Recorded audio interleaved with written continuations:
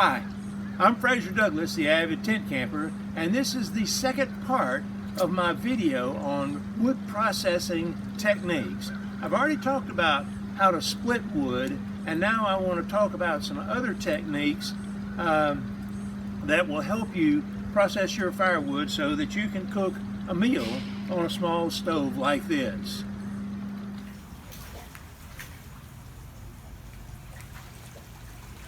Since I had said that this Estwing Camper's Axe 14 would be my first choice as the best all-around camping axe, I want to show you how I would use it to split this piece of firewood. This is another piece of oak. It's 5 inches across and it's about 17 inches long.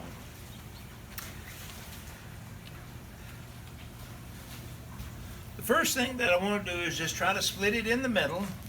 And again, when I swing, I want to look around me, make sure I'm not going to hit anybody or anything. I want to just hit it in the middle and try to stick it.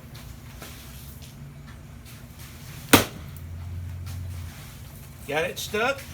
This one's going to be hard.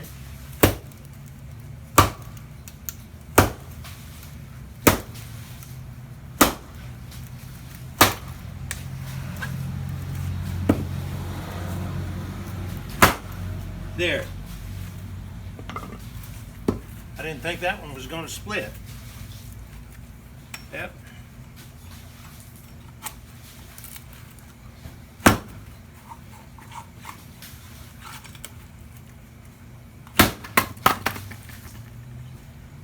And we got the first split. Do the same thing.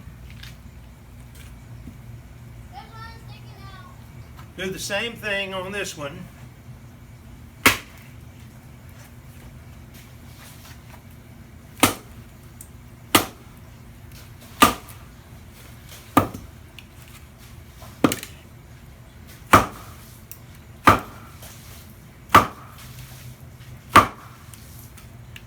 Pretty tough wood.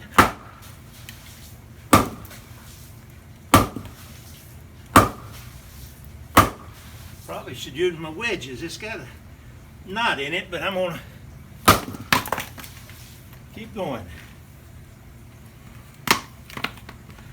Okay, I'm gonna try my side splitting technique. This may be a little bit too large, but I'm gonna try it and see what happens. Put that axe about right there, and again I want the heel of the axe to hit on the far side of this splitting block.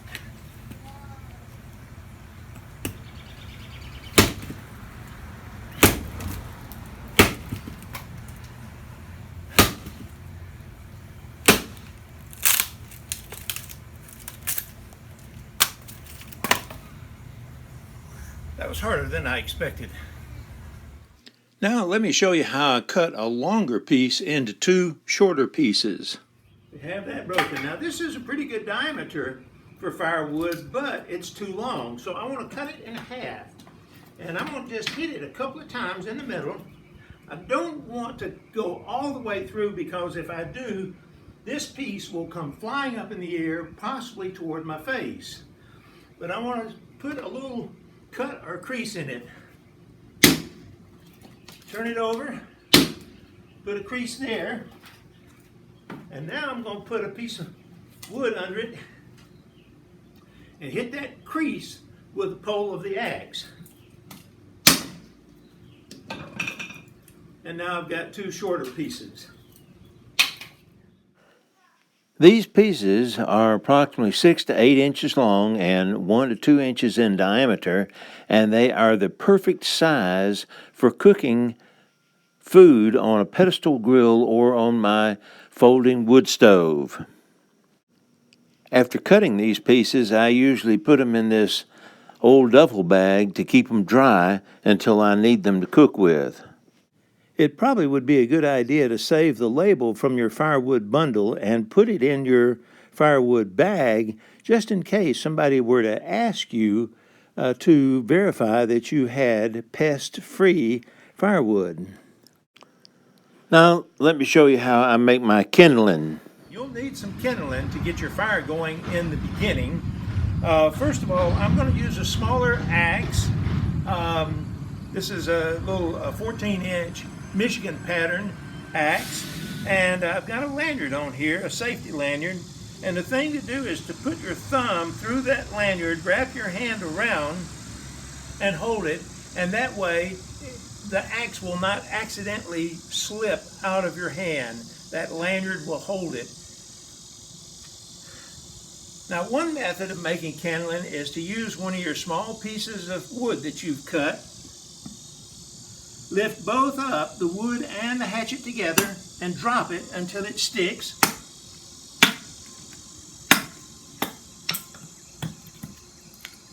And cut repeatedly, and cut small pieces like so. Now, some people like to use a knife, to baton a knife to make kindling, but I use a hatchet.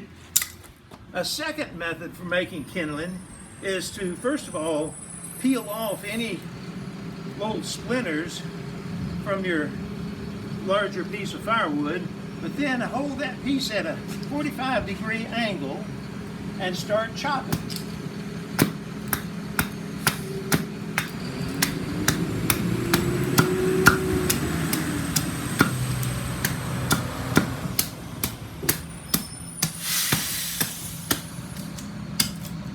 And pretty quickly you'll have quite a bit of kindling to start your fire. I also use pine scrap wood from my garage workshop to make kindling. After cutting the kindling, I pack it in this soft-sided cooler along with some used computer paper and some Bic lighters to make my fire starter bag. After processing your firewood down into small pieces, you'll need a good stove to be able to cook a wide variety of meals. In my opinion, the best stove for wood fire cooking are these pedestal grills, but unfortunately, not all campgrounds have them.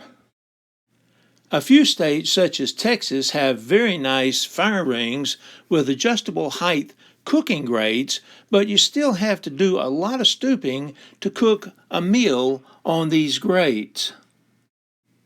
In Wisconsin state parks, you'll find metal fire rings with pieces of expanded metal welded on the top, and this expanded metal is hardly ever level. And you have to kneel or stoop over to cook on them. In Alabama state parks, you'll frequently only find a ring of rocks for a fire ring with no cooking grate at all. So we usually pack this camp chef Dutch oven table and combine it with my woody folding wood stove to do our cooking. Well, I hope that you've enjoyed both of these videos, and I hope that they've given you some good ideas about wood processing. For more information about good camp axes, firewood processing, and wood fire cooking, please visit my website, moderntentcamping.com. You'll find a link to my website in the description below. Well, I thought I'd show you how easy it is to start a fire with this firewood.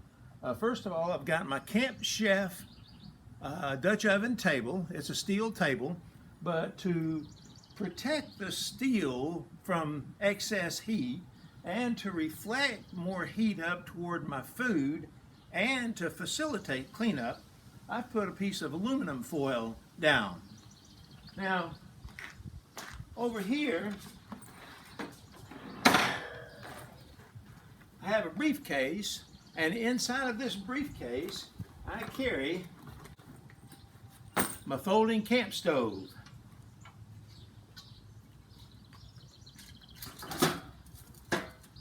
So it fits right on that tabletop.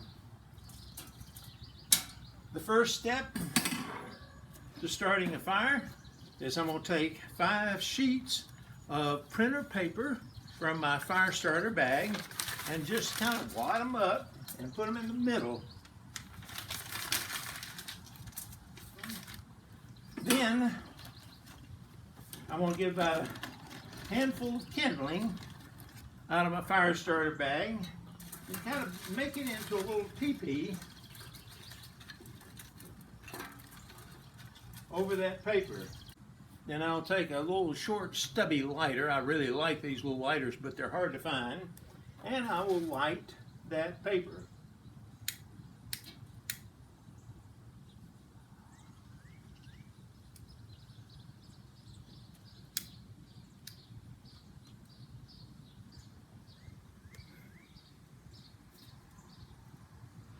So now we're finished with the kindling bag, and I'm going to reach in here and start getting some smaller pieces of my firewood and start building a little.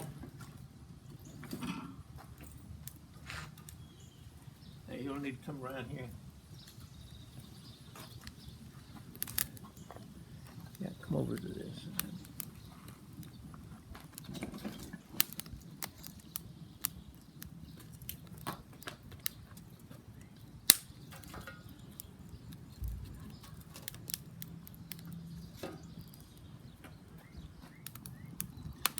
Fire is getting stronger and stronger.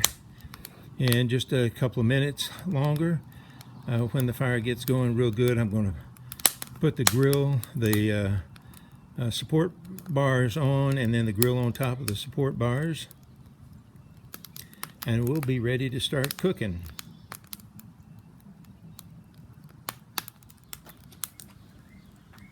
Since that fire is going to be hot, I'm going to put some gloves on.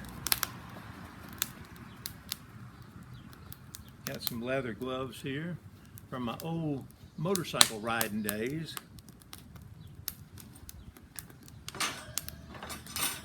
And the first thing I'm going to do is put 3 pot support bars on.